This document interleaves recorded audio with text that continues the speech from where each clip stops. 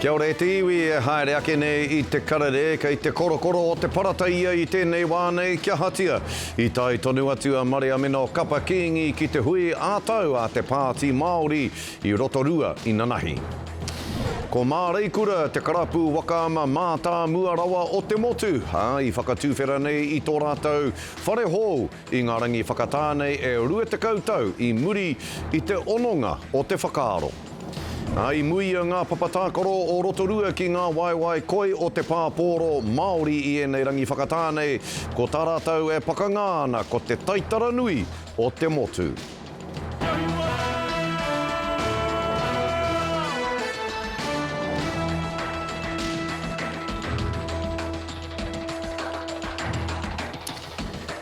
Nō reire te tini o te reo mai o hā rauriki reiuru whakatau mai anō ki te karere I tēnei rā. Kātiha kei te korokoro o te parataia I tēnei wānei. Kia hatia I tai tonu atu a Maria Mino kapa kingi ki te hui ātau a Te Pāti Māori I Rotorua I Nanahi. Ai reira ka whakaungia anō ia hei mema o te pāti I raro hoki I te whakahau a te kōti teitei kia pērā tia ia.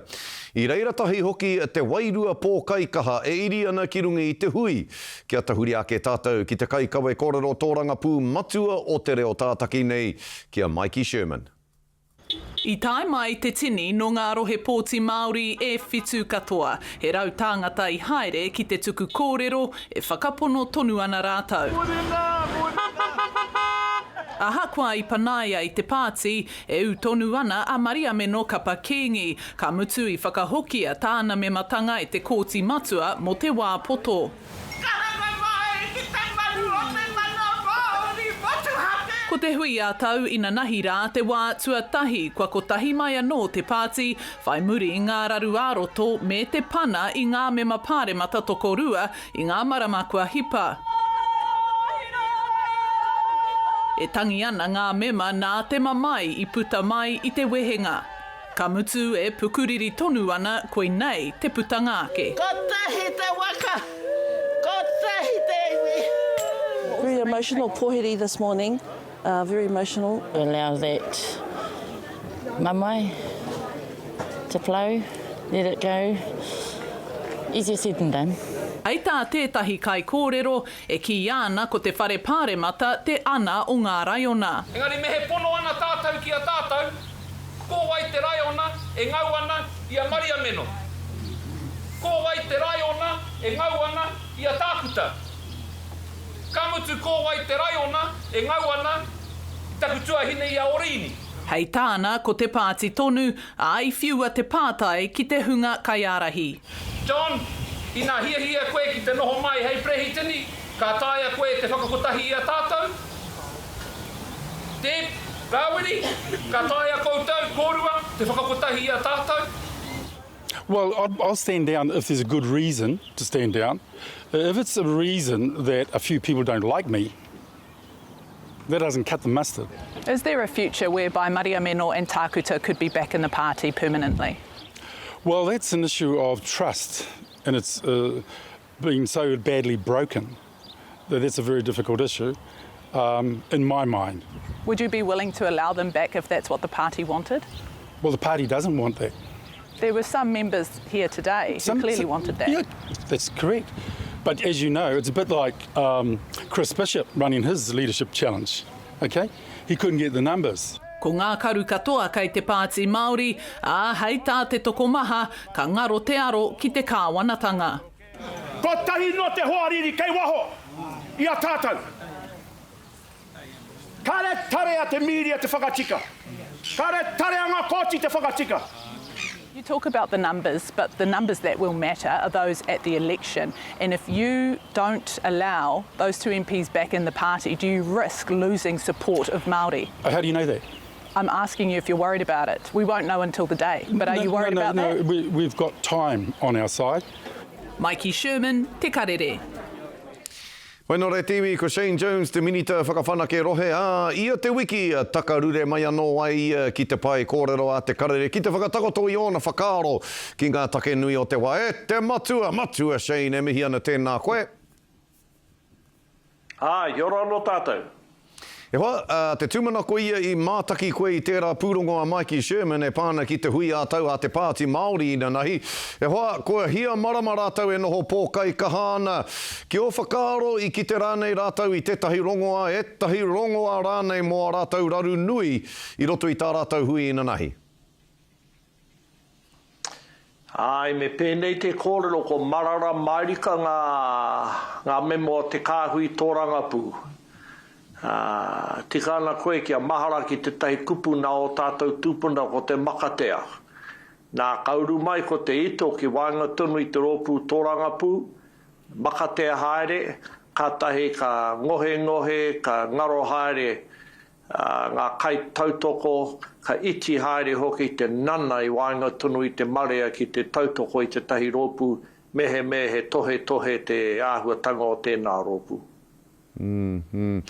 Kua katoa ne kōrero ana koe mo te mimititanga o te tautoko, nā te mea kua whakahokia a Maria Mino ki te Pāti I raro I te whakahau a te kōti teitei, kua tautoko hoki te tai tokerau I āia I roto I ngā kūrakurakutanga o te wānei, engari ki o whakaaro, ka pērā tonu tātou arohe tautoko I a Maria Mino tai atu ki te kōwhiringa pōti o te motu a tērā tau, ka mimiti haere rānei te tautoko ki āia, nā te mea I te ahuenei kāre anō te Pāti Māori kia ki te rongoā e ahu whakamua ai rātau.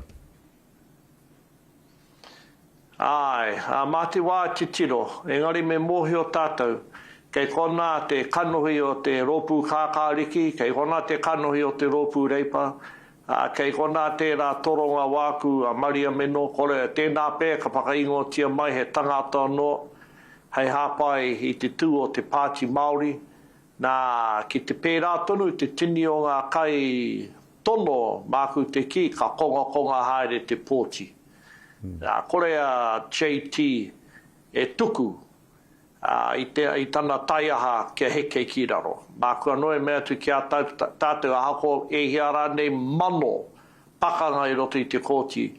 E kore a JT e whakangāwari ia ki hoki mai ai a Mino ki te kore te kōti e whakahau me pēnei te tū o te Pāti.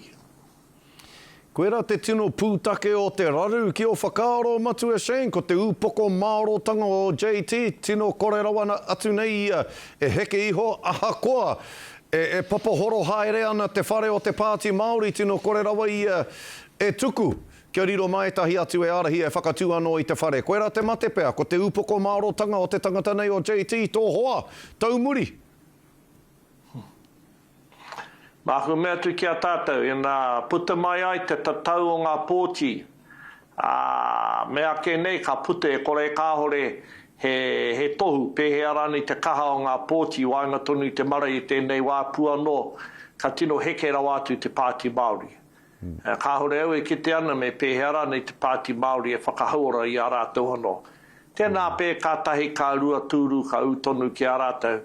Engari nā runga I ngā tau wehe, Māku anō e mea tu ki a tātou, te rātu rōpū reipa e whangana me he raion nei hoa, I roto I te urua ki te hamahama I ngā kuao e pahure mai ana pēnei me etahi o te Pāti Māori. Me koutou anō hoki I matua, me koutou anō hoki o Aotearoa tuatahi, e tatari ana hoki koutou me he raion, e tatari ana koutou ke pute he hua ki a koutou I ngā raru o te Pāti Māori. E aroha anau ki te hunga nā rātau I tautoko, tērā Pāti, tā te me ki hai rātau I kite, e pēnei te ito kei Wāhanga tonu I te Pāti. Ako haunoki. Ka hore au e kite ana, he hapu te kaupapa, he hapu te take o rātau I pēnei ai te ngoto, te kino o te ngau, te tahi ki te tahi. Engari, te rā te te kupu, roto I a tātou tiwi Māori, ko tāwi opai, ka opai na ki runga I a koe. Kei ware, ko e tēnei te hunga nā rāua ko rātou I mea, I whakamākenu I a māua ko winitana, hei tā rātou ko te toto Māori kei a māua ko winitana, he paru, he poke, nā ko hoki mai we nā kōrero whakahahani ki te poke I a rātou anō. Poro piti koia koe tēnei ahi matua, auahi ana. Nā, e ki ana koe. Kei te whakahōtaitai, kei te tāmi ngā kaunihera ātaki wānei i te hunga auaha nui me o rātou whakaaro nui roto i o tātou hapori koia me whakakore atu i ngā kaunihera ātaki wānei. Hea te mate o te pupuri i aua kaunihera, ka re kore he hua nui tonu tō aua kaunihera ki te marea i roto i ngā hapori. Hea te mate o te tuku kia memeha. Hea te hua o tēnā. Ai, mā koe mea tu ki a tātou, tini rawa ngā kaunihera kei wainga tonu i a tātou, me whakahiato. Tērā wetai o ngā kaunihera kei te ara i ngā whakaaro, kei te haukoti i ngā whakaaro kia whakaranea, kia whakawhanaketia, ko ngā rawa me ngā huatau kei tēnā rohe, E hara i te me ko ngā tikanga, me ngā pīkauranga kei te tuaro o tēnā kaunihera ka whakakorea, engari ka kimihia, ka rapua me pēhea rānei te tai waka hou, me pēhea rānei te tai whare, ahua rahi ake ngā kaunihera nei. E whakatūngi ai kia kotahi mai ai ko ngā kaunihera ātaki wā, ko ngā kaunihera arohe. Hea o te raru me wānanga, me tuku i tēnei kōrero, tēnei take kia whiriwhiria, hei roto i ngā marama takoto tatake nei. Mā te wā te tiro pene tāe te whakature i mua i te tukunga pōti, engari kia mahara tātou, a te rātau, ka rere te pakanga, ka riro ngā pōti āwai rānei, nā tērā māua ko taku hoa, a wini tāne haka maroro ana māua kia pakari ai māua mo te marae o te tohe a toranga pū e maraha. Ka mauta wehe e hoa. Nā, ko tātāua kōrero whakamutunga tēnei mo te taurua mano rue te kaumārime e te matua tēnā. Kei hea koe a ngā wiki nei a huatuana ki te krihi me te huringa o te tau, kei hea koutu ko te whānau, hea te mahi, hei whakamānoa, hei whakanui te krihi me te huringa o te tau. Ai, nā, mātou ko te whānau me a māua moko puna e ke ana i te rua te kau, te tini, nā, ko te whakahuihui tia katongia mātou, taku māmā, ona tau waru te kau mā whitu pea, nā, ko te māmā taku hōrangatira, waru te kau no atu, piki hākari, horakau tawhiti atua ni te moana, mauhari ngā mokopuna whakakaukau ai, te ingoa tērā wāhi ko koe a, ingoa tērā mo te taimanu e rere mai ana i rā wāhi, nā, ko te wāhi, ka huhi marika mātou, ko te wāhi puano, ko te whakatātare. Nā, mohena koe hea te tikaua tērā kōrero, me whakamau te titiro, me hata mātakitaki i te tangata ko te he te huarahi e whaiwhai mana, ne? Ko e tēnā te whakatātare mo te grihi me te whakatātare mo te tauhau e mara. Ka rau e matua. Mihi nui ana te karere kia koe o kōrero katoa. Kua horahia mai nei e koe i roto i te roanga o tēnei taunga manākitanga kia koutou katoa ko te whānau. Tai atu ki te wā, e tūtaki anō ai tāua i rungi i te karere. Hoa, mihi ana kia koe. Kia ora, tēnā tātou katoa. Rawe, matua Shane Jones e karema. He ahi anō koe mumura ake ki te rohe tāpui o Tongariro. E rima ngā waka topatopa kua tai atu ki te whakaweto. Kei te taha rāwhiti o te huarahi matua nama whā te kau mā whitu tēnei ahi e mumura ake ana. I te kau miniti i te kotahi karaka i te ahi nei, kua tupu tōna rahi ki te kotahi rau te kau heketea. Hei tā te pānui a ngā pirihimana, kua katia e rātou te wāhanga o te huarahi, kei wainganui te huarahi matua nama whā te kau mā waru me te huarahi o manga te popo. Nā reira, e whakahaua ana ngā kaitaraiwa motuka, motopaika hoki, kia kau e haere mā reira o tira he wāroa hoki te tatari i ngā haere mā ngā huarahi e tata ana. Nō rere karema, hei muri ake i ngā whakatairanga, kua pari mai anō te tai, ki te kawe mai te mātanga hā kinekina o te ao Māori a pōtaka mai pi, ki te karere pōtaka hea ngā hā kinekina kai a koe hoa i tēnei rā, ngā ringa mākoha koa o te hoa nei, hea ngā hā kinekina. E hoa kua tai mai te raumati, me ngā hā kinekina o te waka ama, me te pāporo Māori, nō reira mautonu mai, e hoa, koutou katoa.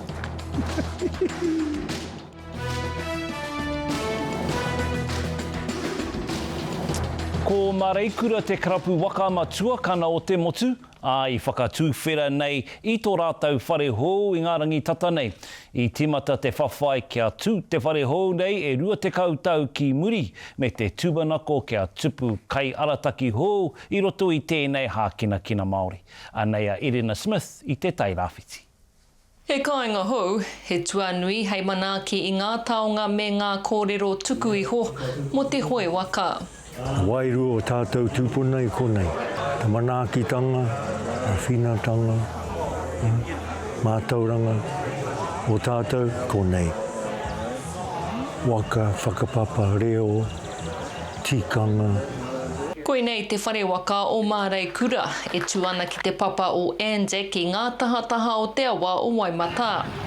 He puawaitanga o te moimoia me ngā whawhai a te tohunga tārai waka nei ki te kaunihera kia whakatūria he wāhi haumaru i ngā waka. Tū mai te moimoia o tātou, tūpuna e heke mai raro. Hoti e ngā kōrero. Ko nei te mana o tātou iwi Māori. Engari hei tāna, ara anō atu ngā hua ka puta. It's a space for our tamariki to feel free and safe and hear their language, and where they come from. We'll be ready for the hangi pits to be installed next week. Thank you. Puha and Kumara Gardens installed. Thank you. I roto i ona whā te kautau, kua eke te karapu o Mārei Kura ki ngā taumata o te waka ama.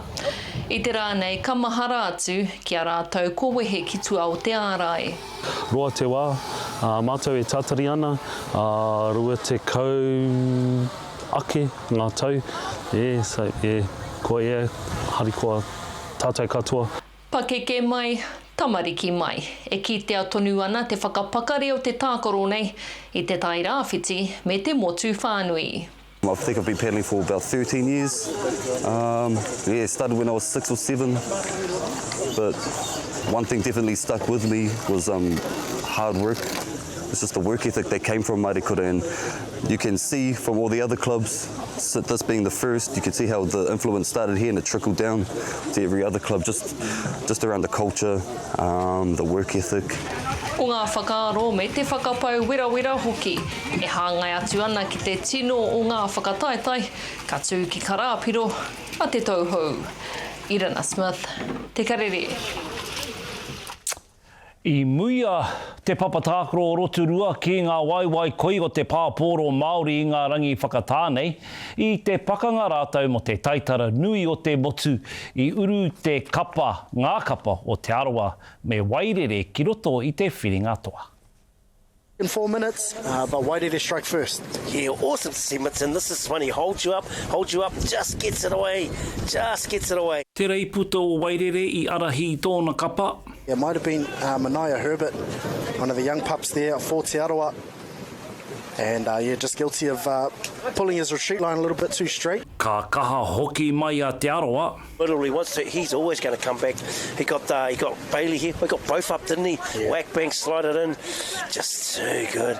Arā te koi o wairere. As well. And now he'll come off the back end here. Or is that Graham? Graham looks to throw in behind the ball, behind the defenders. The referee says play on. The referees have a very, very important job in this one. Yep. And, to be fair, as players, you can help that. You can really support that. But, yeah, they're doing a great job. Now Waho here, they look to get the ball back on the last, use his feet as he sliced through. He's not dummy half, he can put the ball down. Rere hua te rere o te pōro. A lot of teams have got 2 games tomorrow in the men's grade still to go. 2 pool games, right? 2 pool games, and so, you still want to finish in terms of systems. Beautiful, there we go, and there it is. Big D set here, Shackstone steps up. It might have been his first time on a sort of a pick in some time, eh? I think that one might have been off a dingo setup. Hey, when everyone just went silent, here it is. I mean, check it out. Just a little, he's sort of folklore, as you said. In the people's game, he's on the ball. You got sort of 2.5 people on him now, or less eyes on him, maybe 4. Such a threat. Engari ko ngā manuwhiri ka mahuta ake ko wairere te toa, e rima ki te whā ko rātau ngā toa whakaihu waka o te pāporo Māori o Aotearoa. Big mihi to One Foundations, Bunnings, KBS, Cody and the crew, and also the Te Kauni o Hera o Aotearoa. Huri atu ana ki te whutupōro, kua tuarua te kapa mamaku i te whakataitai takiwhitu o te wā i Cape Town, Afrika ki te Tonga. Rua te kauma ono piro i whaia e ngā wahine o Aotearoa, kaore he whakautu. Tai atu ki te mutunga o te tākoro ka tahi a Aotearoa ka whai i ngā piro e rua, engari tūreiti rawa. Nō reira, ko ngā tatau whakamutunga e rua te kauma ono ki te kauma rua. Kua toa whakaihu waka a Aotearoa i ngā whakataitai e rima kua mahua ake nei, nā reira kaore e kore e pārekareka rawa atu tēnei mo Aotearoa.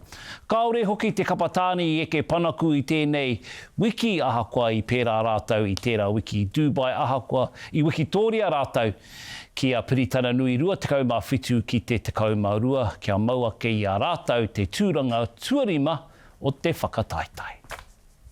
Ka aroha ngā wāhine hoa, me uaua, ka hinga te kapa mamaku, ngā wāhine nera. Nō reira, koe ra hoki te pāreka-reka-tanga ki ngā wāhine o Aotearoa, he rua noi ho ngā Wikitoria ki tō tātou kapa wāhine. Paia, hoa? Tēnā koe, tēnā koe. Kāre Sarah Hirini i reira, koe ra. Kāre he kai arahi a rātou i rungi te papatākoro. Tēnā koe. Tēnā. Waimari hoki a wairere i tō rātou i noti te pāwhutupōro ki Aotearoa. Hoi anō, tēnā koe. Mihi ane kia koe pōtaka, kia orara, kia orara. E te iwi hei muri ake ngā pānui hoko ko ngā huarere o te wā kia mau tonu mai.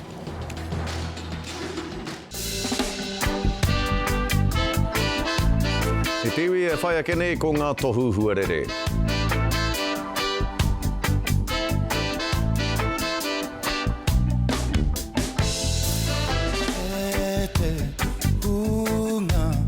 Whakapono iti me haere Māori runga te moana nui e tā.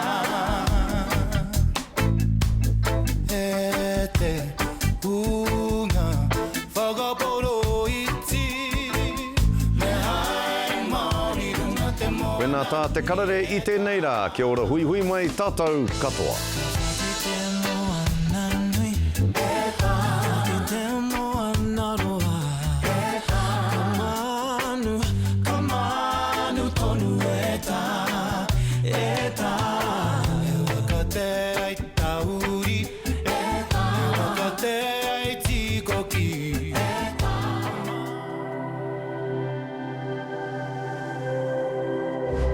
Ko te reo, te take.